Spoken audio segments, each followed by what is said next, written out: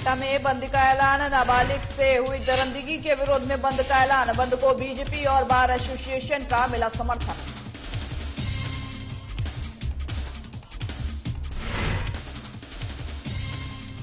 भरतपुर में पेंशनर्स समाज जिला अध्यक्ष पद को लेकर के पीसी 27 फरवरी को होगा मतदान। जिला अध्यक्ष डोरीलाल शर्मा ने दी जानकारी।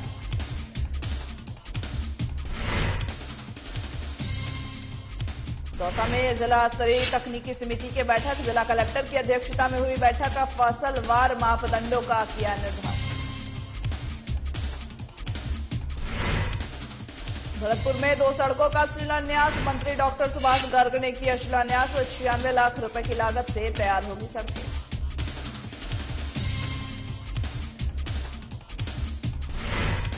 चौमू के कवरपुरा बस स्टैंड पर मिला शव मिलने से इलाके में फैली सनसनी। मामले में जांच में जुटी पुलिस।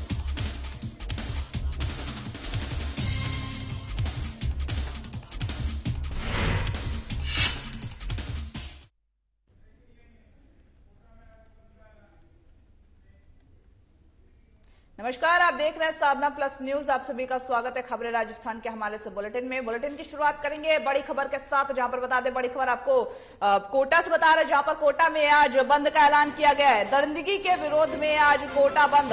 15 वर्षीय नाबालिग की हत्या का मामला, बंद को लेकर के बीजेपी और बार एसोसिएशन का समर्थन मिला है इनको। कोचिंग समिति सहित सभी व्यापारिक संगठन ने दिया समर्थन। कोटा में आज बंद का ऐलान किया गया है, जहां पर दरिंदगी के विरोध में आज कोटा बंद हुआ है।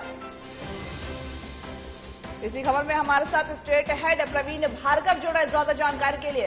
प्रवीण जी, क्या कुछ पूरी जानकारी निकल कर सामने आ रही, क्या कुछ पूरा मामला था? दरअसल ये जो पूरा मामला है, ये रविवार को एक छात्रा थी जो टिफिन पढ़ने के लिए गई थी और वहाँ जो शिक्षक मौजूद था जो ट्यूशन पढ़ाता था, उसके यहाँ पर उसकी लाश मिलने का ये पूरा मामला है। एक्चुअली ये लड़की ये 9वीं कक्षा की छात्रा थी और रोज वहाँ ट्यूशन पढ़ने के लिए जाया करती थी, जो कि वहीं के पड़ोस वहीं कॉलोनी में रहने वाला जो जैन इंस्टीट्यूट है वहाँ पर वो पढ़ने के लिए जाती थी। और रविवार के दिन भी वो अपने नियमानुसार वहाँ पर कोचिंग गई थी और पढ़ने के बाद जब वो घर नहीं लौटी और लौटने के बाद जब परिवारजनों ने वहाँ के शिक्षक से कॉन्टेक्ट करने की कोशिश की तो उसके बाद कोई जवाब नहीं मिलने के बाद परिजनों ने जब कोचिंग इंस्टीट्यूट पहुंचे और वहाँ का दरवाजा तोड़कर जब अंदर गए तो उनकी आंखें फटी रही, क्योंकि उनकी जो लड़की थी वो गले में फंदा लगाए हुए अद्भुत अवस्था में उनको मिली थी। जिसके पश्चात जो परिजन थे उन्होंने उस लड़की को ताबड़तोड़ अस्पताल पहुंचाया, वहाँ पर डॉक्टर जी।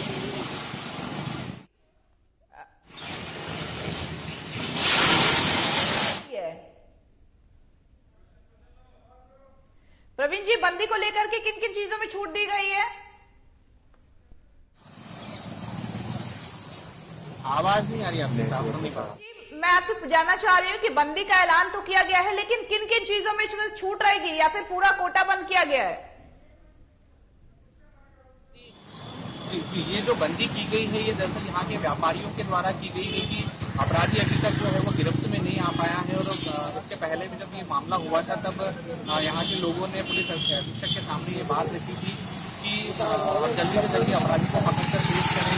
इसको लेकर अभी तक गिरफ्तारी नहीं होने से रोष है पूरे नगर में और उसके चलते यहाँ के जो व्यापारी वर्ग है उन्होंने यहाँ पर आज बंद का ऐलान किया है। इसके अलावा एसपी जो है यहाँ कोटा एसपी है, उन्होंने अपराधी के ऊपर 1 लाख रुपए का इनाम भी घोषित किया है, जिसके चलते धरपकड़ जगह जगह उसकी जो थानों पर फोटो चस्पा किए गए हैं। पुलिस अभी तक उसको ढूंढने में जुटी हुई है।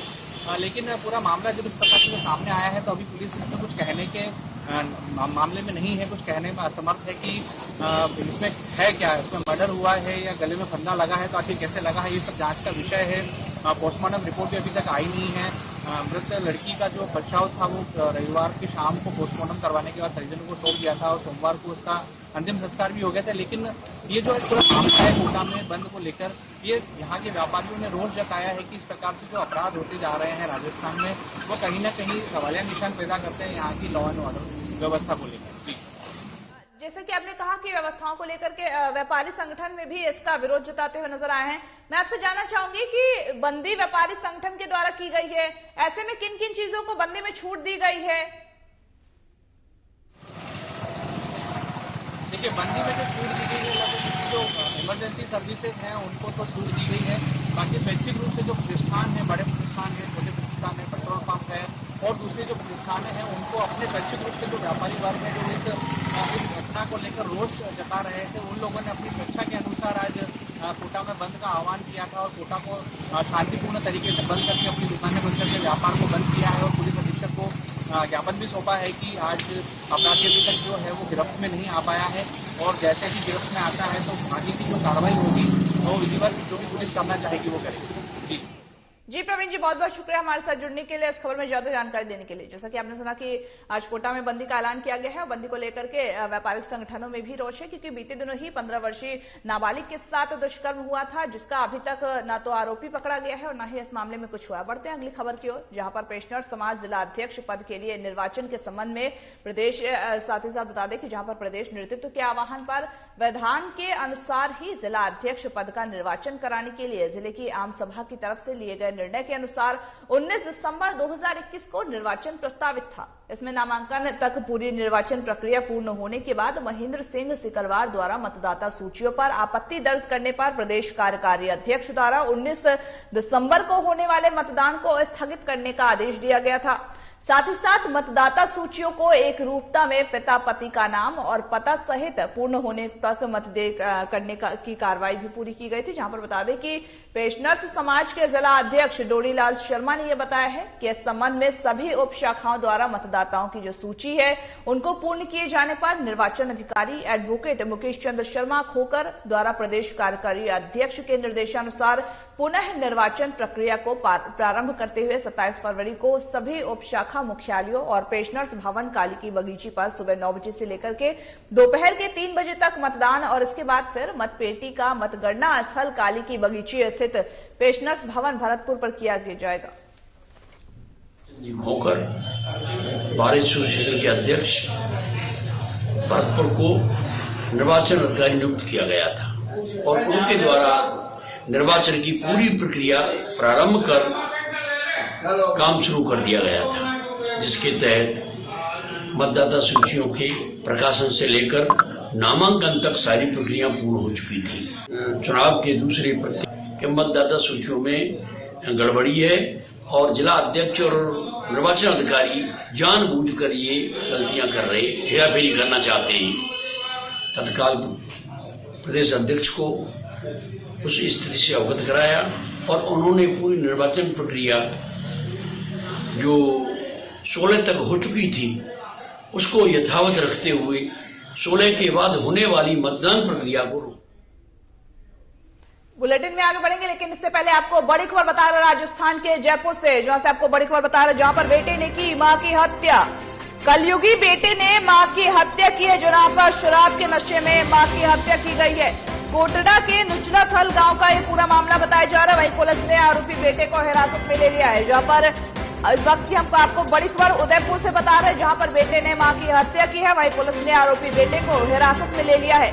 बताया जा रहा है कि शराब के नशे में बेटा था, जिसने शराब के नशे में आकर के मां की हत्या की है। वहीं कलयुगी बेटे ने मां की हत्या की है। दरअसल बता दें कि कोटड़ा के निचलाथला गांव का ये पूरा मामला बताया जा रहा है, जहां पर कलयुगी बेटे ने शराब के नशे में आकर के अपनी ही मां को मौत के घाट उतार दिया है। वहीं पुलिस ने आरोपी जो बेटा है उसको हिरासत में ले लिया है।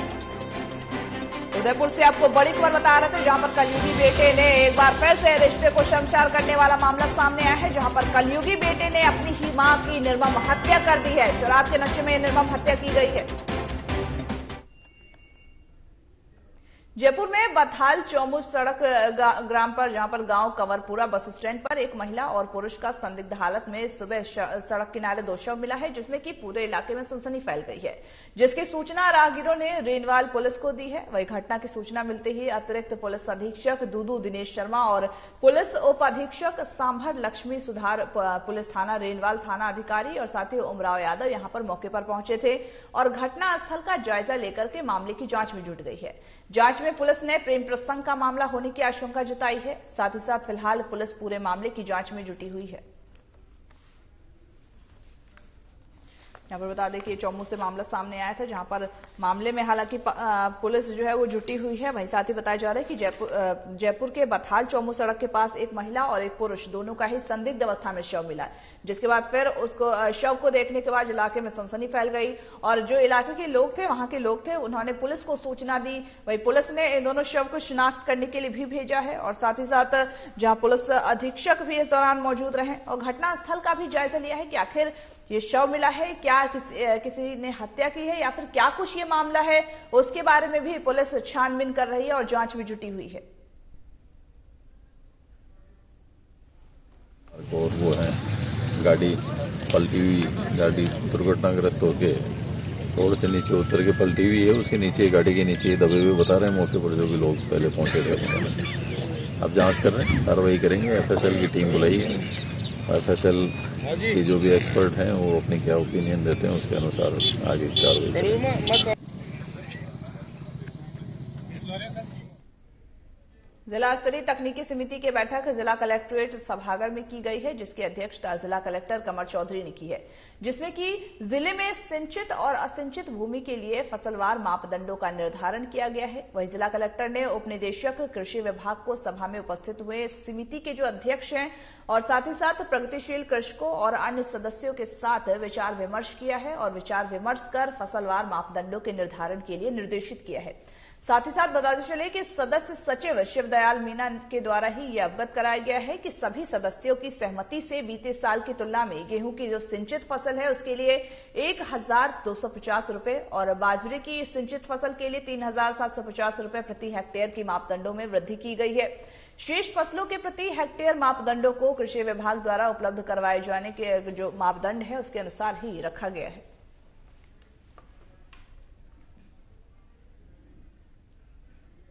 तकनीकी शिक्षा और स्वास्थ्य राज्य मंत्री डॉक्टर सुभाष गर्ग ने जवाहर नगर में 2 सड़कों का शिलान्यास किया है। बताते चले कि इस अवसर पर मंत्री सुभाष गर्ग ने मुख्यमंत्री गहलोत पर बोलते हुए कहा कि हमारे मुख्यमंत्री चाहते हैं कि राज्य में कोई व्यक्ति भूखा ना सोए। विकास के लिए चाहे मुझे भीख भी मांगना पड़ा तो मैं भीख भी मांगूंगा, लेकिन राजस्थान को ऊंचाइयों पर ले जाऊंगा।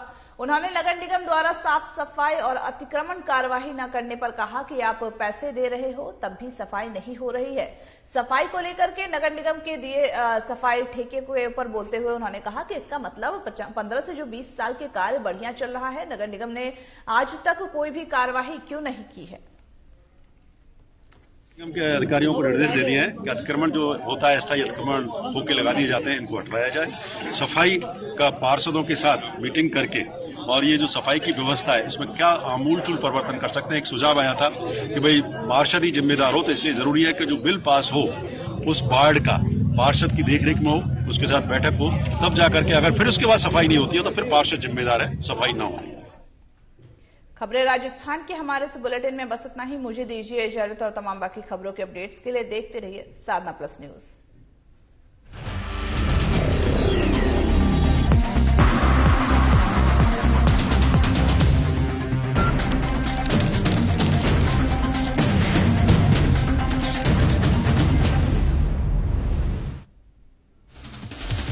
बंद का ऐलान, नाबालिग से हुई दरिंदगी के विरोध में बंद का ऐलान। बंद को बीजेपी और बार एसोसिएशन का मिला समर्थन।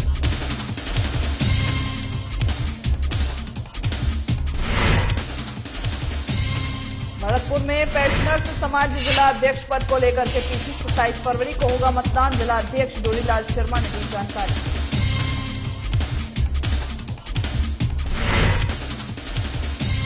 चोरों ने सुने मकान का तोड़ा ताला, लाखों के जेवर और कैश लेकर चोर हुए फरार। मामले की जांच में जुटी पुलिस।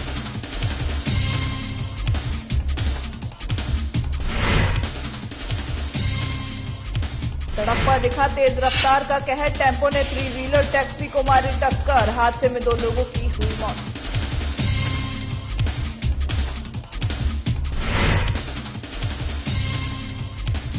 जम्मू के कवरपुरा बस स्टैंड पर मिला शव मिलने से इलाके में फैली सनसनी। मामले में की जांच में जुटी पुलिस।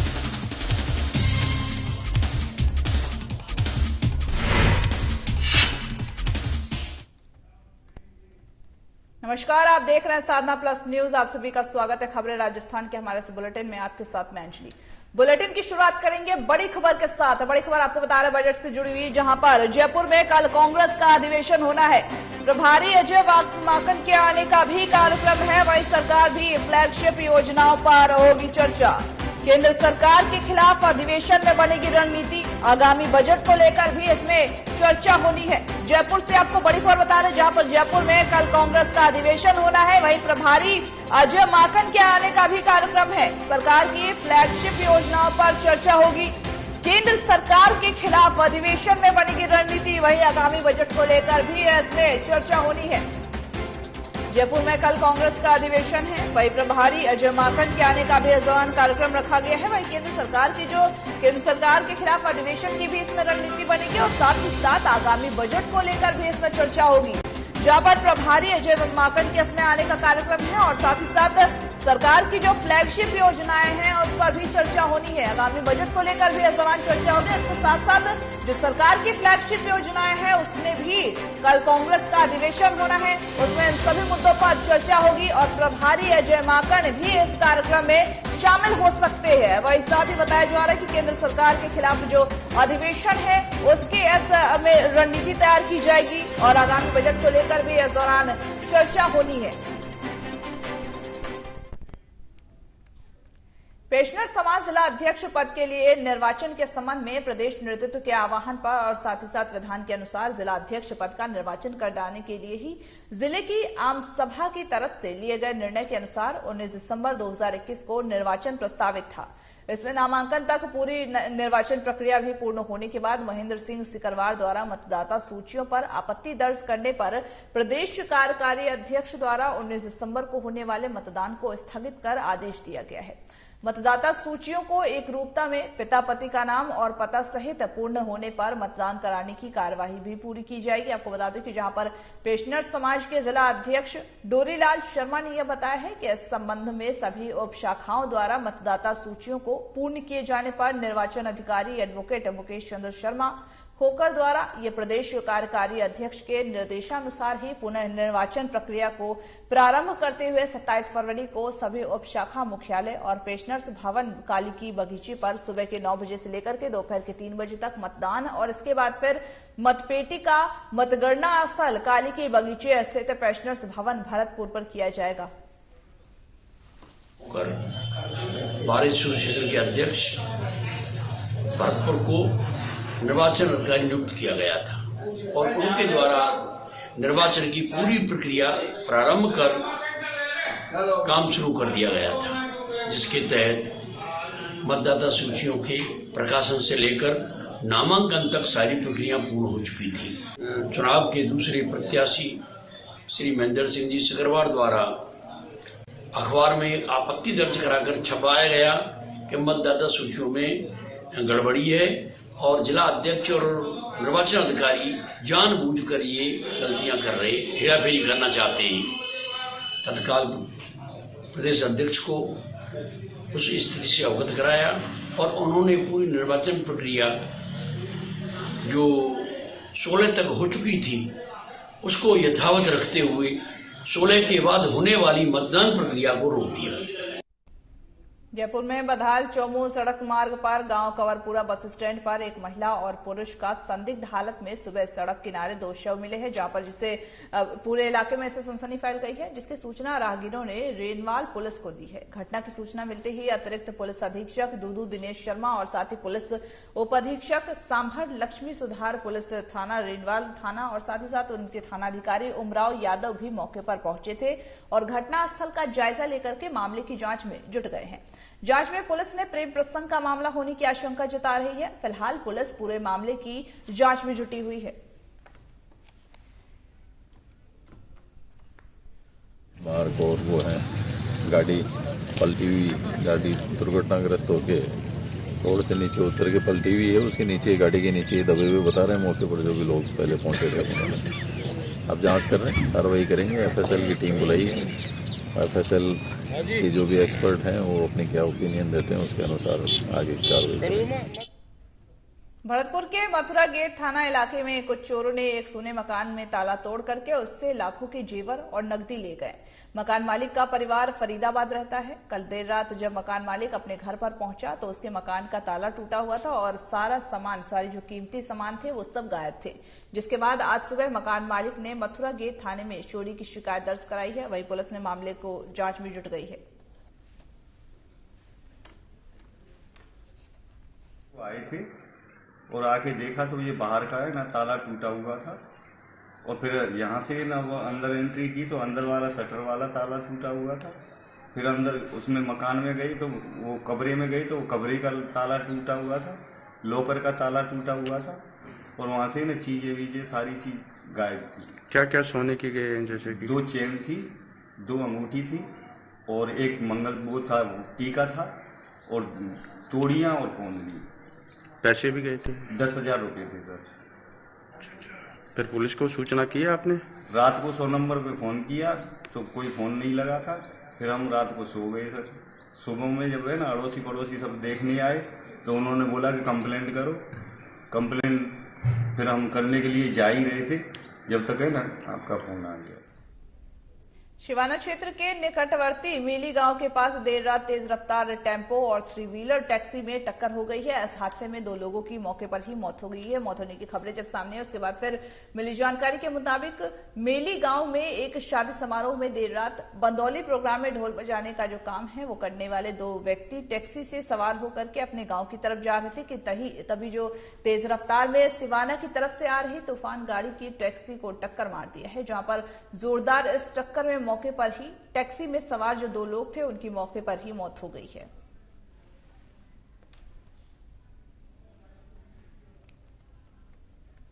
जिला स्तरीय तकनीकी समिति की बैठक जिला कलेक्ट्रेट सभागार में की गई है, जिसकी अध्यक्षता जिला कलेक्टर कमर चौधरी ने की है, जिसमें जिला में सिंचित और असिंचित भूमि के लिए फसलवार मापदंडों का निर्धारण किया गया है। साथ ही साथ जिला कलेक्टर ने उपनिदेशक कृषि विभाग को सभा में उपस्थित हुए समिति के अध्यक्षों, प्रगतिशील कृषकों और अन्य सदस्यों के साथ विचार विमर्श कर फसलवार मापदंडों के निर्धारण के लिए निर्देशित किया है।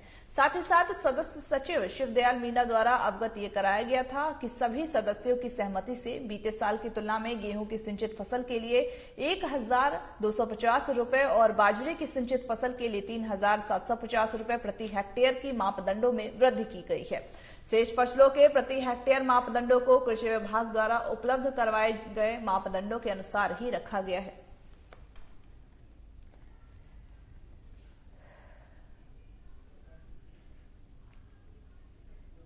तकनीकी शिक्षा और स्वास्थ्य राज्य मंत्री डॉक्टर सुभाष गर्ग ने जवाहर नगर में 2 सड़कों का शिलान्यास किया है। इस अवसर पर मंत्री सुभाष गर्ग ने मुख्यमंत्री अशोक गहलोत पर बोलते हुए कहा कि हमारे मुख्यमंत्री चाहते हैं कि राज्य में कोई भी व्यक्ति भूखा ना सोए।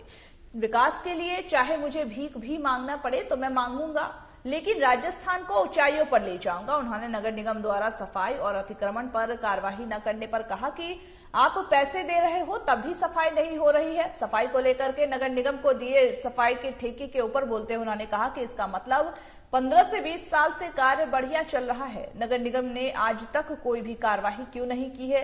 ब्लैकलिस्ट करने के लिए पब्लिक परेशान होती है। सफाई और नालों को लेकर के व्यवस्था के लिए नाले बंद पड़े हैं। तकनीकी शिक्षा और स्वास्थ्य राज्य मंत्री डॉक्टर सुभाष गर्ग ने जवाहर नगर में 2 सड़कों का शिलान्यास किया है। उन्होंने बताया कि करीब 96 लाख रुपए की लागत से सड़कों का निर्माण कार्य किया जा रहा है। निर्देश दे दिए हैं कि अतिक्रमण जो होता है अस्थायी अतिक्रमण होके लगा दिए जाते हैं, इनको हटवाया जाए। सफाई का पार्षदों के साथ मीटिंग करके और ये जो सफाई की व्यवस्था है इसमें क्या आमूलचूल परिवर्तन कर सकते हैं। एक सुझाव आया था कि भाई पार्षद ही जिम्मेदार हो, तो इसलिए जरूरी है कि जो बिल पास हो उस वार्ड का पार्षद की देखरेख में हो, उसके साथ बैठक हो, तब जाकर के अगर फिर उसके बाद सफाई नहीं होती है तो फिर पार्षद जिम्मेदार है, सफाई ना हो।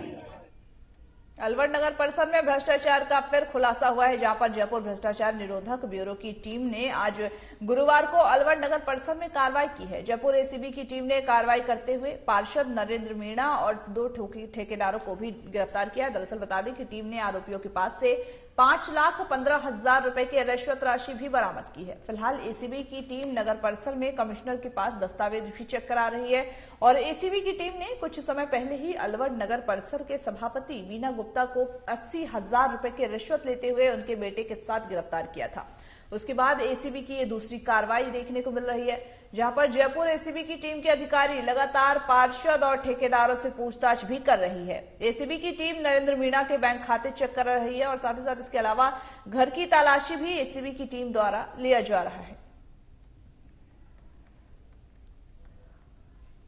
रिश्वत राशि जो कि जनप्रतिनिधि है उनके द्वारा इकट्ठी की जानी थी, उस सूचना को हमारे एसीबी मुख्यालय द्वारा उसको कोऑर्डिनेट किया गया और उसके बाद में वहाँ पे टेक्निकल सर्विलेंस और दूसरा मैनुअल सर्विलेंस के आधार पे जानकारियां एकत्रित की गई और उन जानकारियों के आधार पे आज सुबह हमारे सुरेंद्र शर्मा जी जो एडिशनल एसपी सवाई माधोपुर है वो और हमारी जो टेक्निकल टीम प्लस हमारी जो मुख्यालय की टीम है उन्होंने कार्रवाई करते हुए 3 लोगों को हम डिटेन किया है और उनको गिरफ्तार करने जा रहे हैं। कौन कौन है?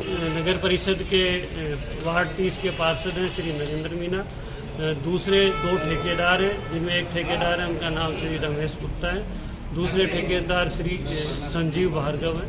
इन तीनों लोगों को डिटेन किया और श्री नरेंद्र मीणा है उनको 5,15,000 रुपए रिश्वत लेते हुए रिश्वत देने वाले अभी सुबह रमेश जो गुप्ता है उन्होंने दिया था, लेकिन हमारे पास जो पैसे इकट्ठे करने का जो काम किया। खबरें राजस्थान के हमारे से बुलेटिन में बस इतना ही। मुझे दीजिए इजाजत और तमाम बाकी खबरों के अपडेट्स के लिए देखते रहिए साधना प्लस न्यूज।